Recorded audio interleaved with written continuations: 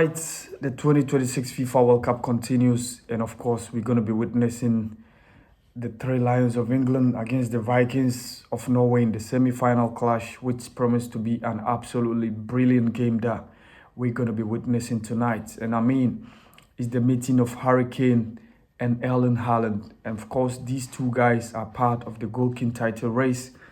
Erling Haaland has scored 7 goals, and of course, Harry Kane has scored 6 goals for his team. In as much as Norway has not been seen on the global stage since 1998, they came with different ideas this time around, making it beyond the group stages, making it all the way to the quarterfinals. I mean, beating the likes of Ivory Coast in the round of 32, beating Brazil in the round of 16 to secure their spot in the quarterfinals.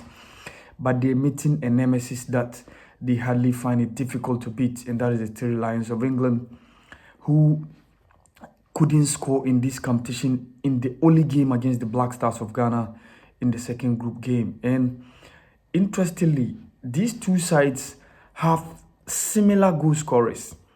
If you take a look at the English team, with the exception of Harry Kane and Jude Bellingham, they have only 1 goal, and that is the goal scored by Marcus Rashford in the 4-2 win against Croatia.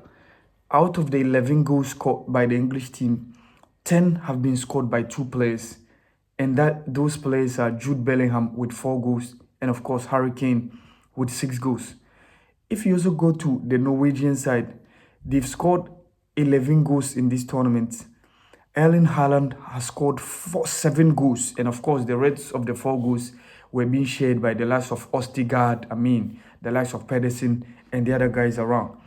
So it tells you that the game is going to be about personality. Who manages to make sure he matches that personal striker or maybe forward who is going to hunt each of the opponents. You've done probably 60 to 70% of the job. And I think the English will be pondering on how to utilize those chances and of course deal with the threat of Erling Haaland. In this case, I mean, Coach Thomas Tuchel will be thinking of whether to bring in on Danny Ben to start in the game against Norway because of Erling Haaland, because Dan Ben, the Newcastle defender, has very good height, of which he can make it a very good challenge to put into Erling Haaland's threats for the English setup. And of course, the Norwegian team will also be dealing with how to find the threat with Harry Kane. Harry Kane, he doesn't stand alone. He always tries to drop deep, play alongside the midfielders and set up those decoys who probably are going to be either Bukayo Saka or, Noni Madueke on the right, or of course, either Marcus Rashford or Anthony Gordon on the left. This quite make the English team dangerous. The English team have also been conceding in this World Cup. Yeah, they conceded against DR Congo. They conceded against Croatia. They conceded in the game against Mexico the last time out in the round of 16. So it tells you that both sides are teams that usually concede. But one thing for sure is the Norwegian team stands as the team that have conceded in all the games they've played in the World Cup. They conceded in the first game, the 4-1 win against Iraq. They conceded against Senegal. They conceded against France in the group stages. They conceded against Ivory Coast in the round of 32. And of course, they conceded against Brazil, even though it was last-minute penalty being converted by Neymar. So it tells you that the English team will be pondering on the fact that the Norwegian team most often concedes. So they have to find a way to deal with how to make sure they continuously make sure the Norwegian team concedes. Questions to ask. Reece James' fitness is one of the things that has been pondering over the mind of Coach Thomas Tuchel. I think he'll be very good and great if he gets Reece James in his setup, especially when Jarrell Kwanzaa, who was made to play the right back, had a red card in the game against Mexico.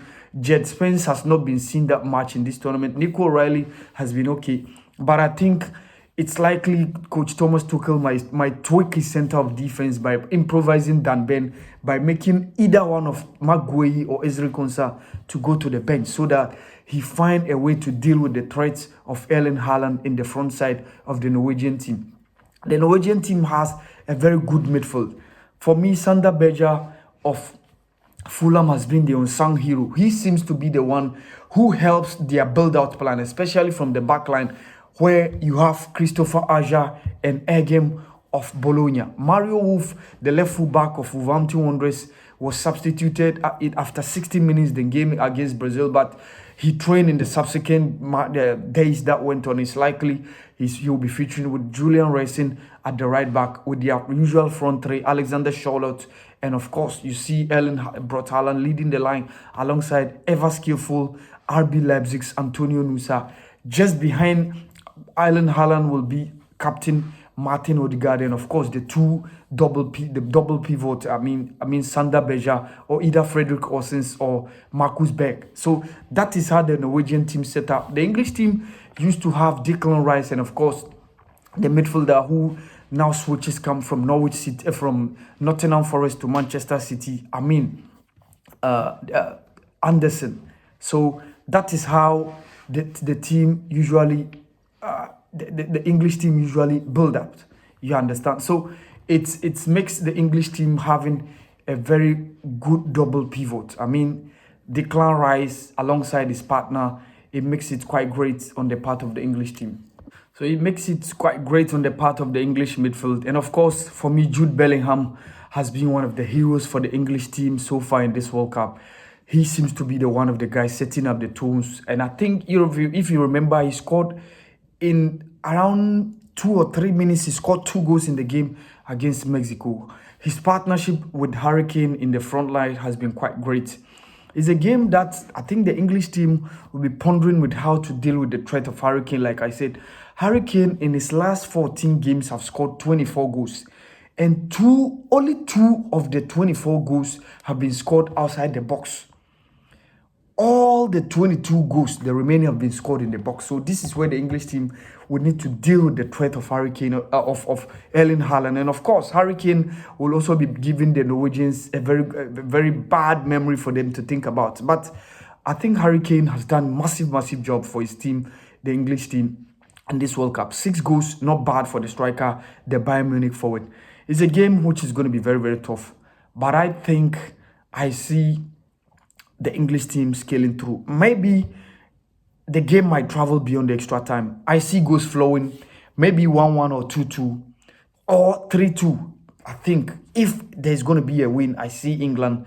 But it's likely that the game might travel to extra time, of which maybe penalties will decide who scales through into the semi-final of the 2026 FIFA World Cup. This has been the podcast channel with all. Thank you.